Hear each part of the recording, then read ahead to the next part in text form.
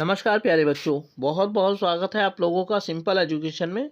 दोस्तों, आज की इस वीडियो में हम लोग बात करने जा रहे हैं कक्षा 6, 7 एवं 8 की 9 मार्च की रीडिंग कैंपेन अर्थात पठन अभियान की वर्कशीट नंबर 42 के बारे में।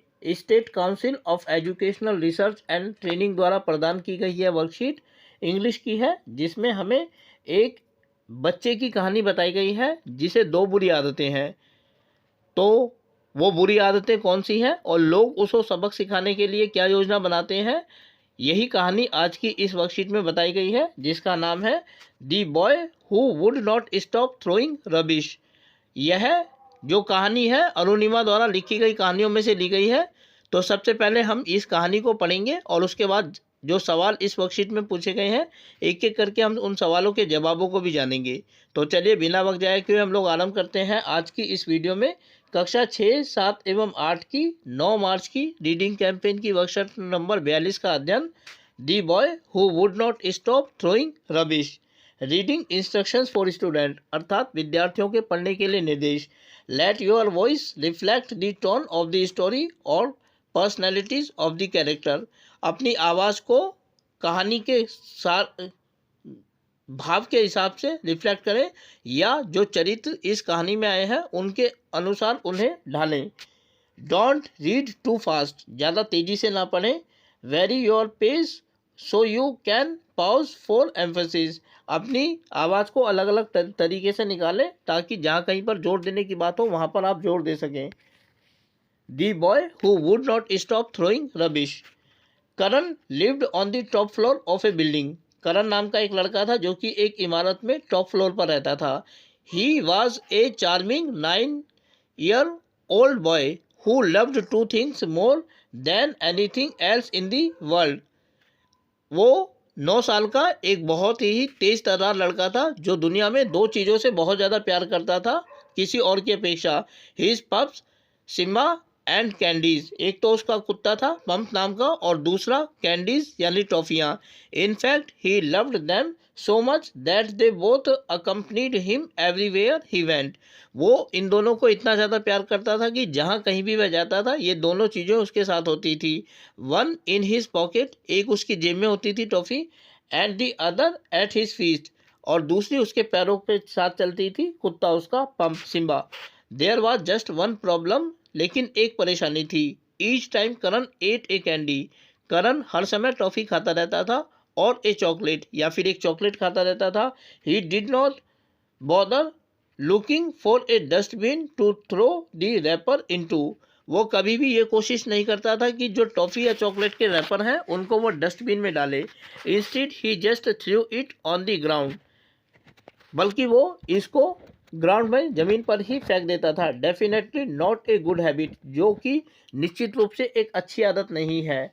All his neighbours were tired of his habit of littering, जो उसके पड़ोसी थे उसके इस कूड़े फैलाने की आदत से बहुत परेशान हो चुके थे। Even the boys and girls who played on the pavement below were very angry, यहाँ तक कि उसी बिल्डिंग के जो दूसरे लड़के लड़की थे जो नीचे फुटपाथ पर खेलते थे वो भी करण के ऊपर बहुत गुस्सा थे।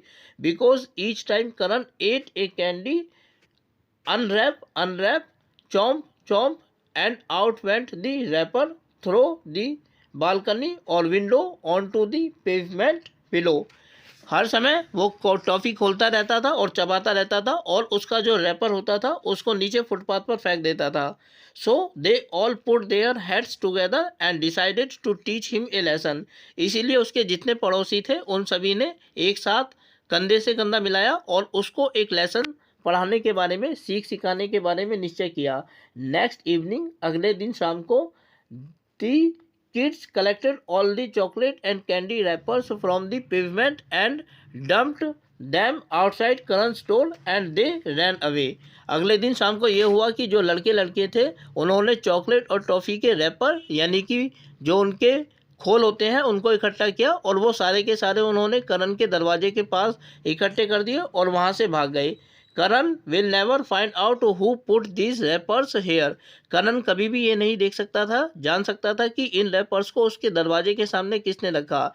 Said one of the girl, एक लड़की ने ये कहा। Oh but who was that at the door sniffing at the rappers. लेकिन देख ये क्या दिखता है कि दरवाजे के पास कोई जो है वो रैपर्स को चबा रहा है।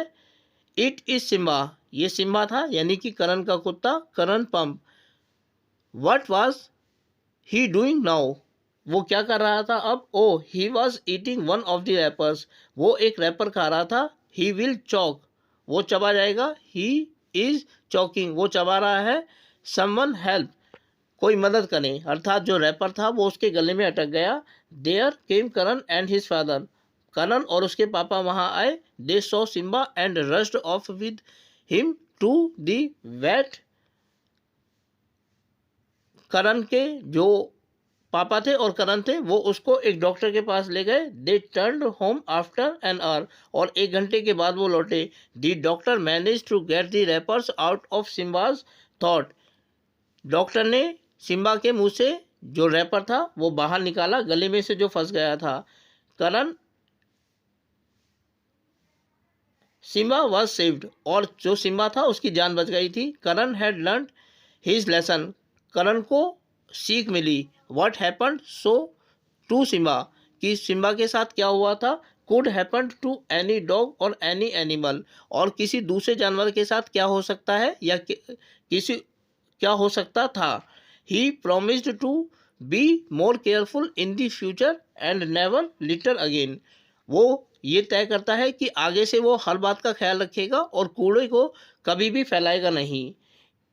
Adapted from story by Arunima, Arunima द्वारा लिखी गई कहानियों में से ये ली गई है।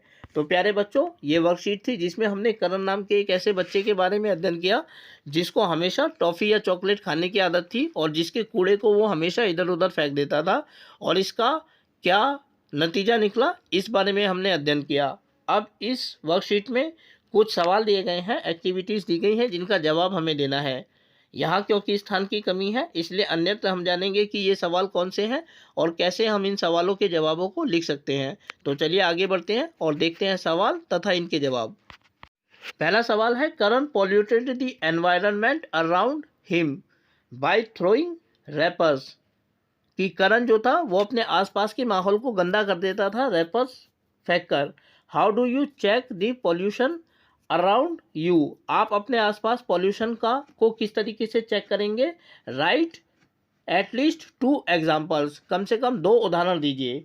तो इसके सवाल को के जवाब को हम इस तरीके से लिख सकते हैं, we can check pollution around us by choosing following types, अर्थात हम निम्नलिखित मेथड्स का इस्तेमाल करके अपने आसपास पॉल्यूशन चेक कर सकते हैं। Number 1, when we feel problem in respiration that indicates that air is polluted, यदि हमें अपने आसपास सांस लेने में दिक्कत होती है तो हम मान सकते हैं कि जो हवा है जिसमें हम खड़े हैं वो पॉल्यूटेड है, प्रदूषित है। Number 2, when we get irritate due to noise around us that indicates noise pollution, और अगर हम अपने आसपास शोर से परेशान हो जाते हैं तो इसका मतलब है हम ध्वनि प्रदूषण में खड़े हैं या हमारे आसपास ध्वनि प्रदूषण है।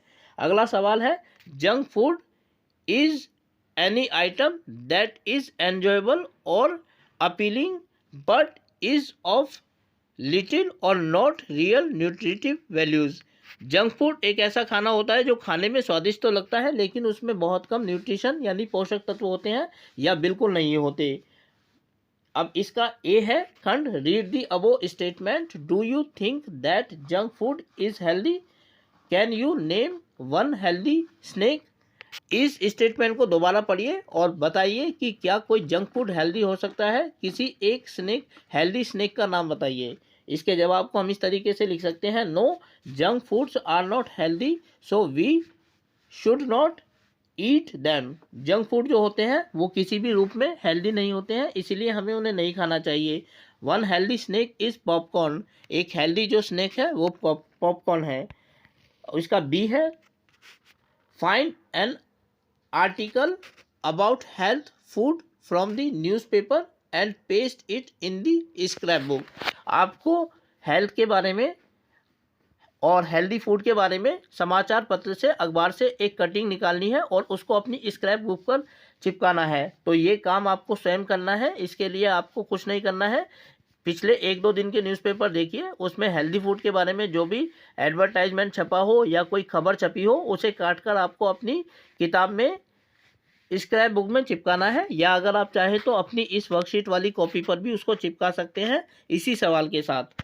अगला जो क्वेश्चन है वो इस प्रकार है, right a brief summary of the story about above in your on words, teacher guidance required. अर्थात ऊपर हमने जो कहानी पढ़ी उसके सार को संक्षेप में यहाँ लिखिए और टीचर का गाइडेंस रिक्वायर्ड है, इसमें ज़रूरी है। तो इसके जवाब को हम इस तरीके से लिख सकते हैं, there was a child whose name was Karan. एक बच्चा था जिसका नाम करण था। He had a bad habit to eat candies and he thrown the wrappers here and there. उसको एक बुरी आदत थी कि वो हमेशा टॉफ़ी खाता रहता था और उसके रैपर्स को यहाँ वहाँ वो फेंक देता था। One day some neighbours tried to taught him a lesson. एक दिन उसके कुछ पड़ोसियों ने उसे सीख सिखाने के बारे में सोचा एंड दे सक्सीड, और वो इसमें सफल हुए। तो प्यारे बच्चों, आज की इस वीडियो में हम लोगों ने बात की कक्षा 6, 7 एवं 8 की रीडिंग कैंपेन की, 9 मार्च की इंग्लिश की वर्कशीट नंबर 42 के बारे में। उम्मीद करता हूं कि आप लोगों को वीडियो अच्छी लगी होगी, और साथ ही आप लोगों से अनुरोध करता हूं कि यदि वीडियो अच्छी लगी तो वीडियो को लाइक और चैनल को सब्सक्राइब जरूर करें। इसके अलावा आगे आने वाले अन्य दिनों में अन्य वीडियोस को देखने के लिए जुड़े रहें मेरे साथ मेरे इस यूट्यूब चैनल पर, जिसका नाम है सिंपल एजुकेशन। फिलहाल आप लोगों से विदा लेना चाहूँगा। वीडियो को देखने के लिए आपका बहुत बहुत धन्यवाद।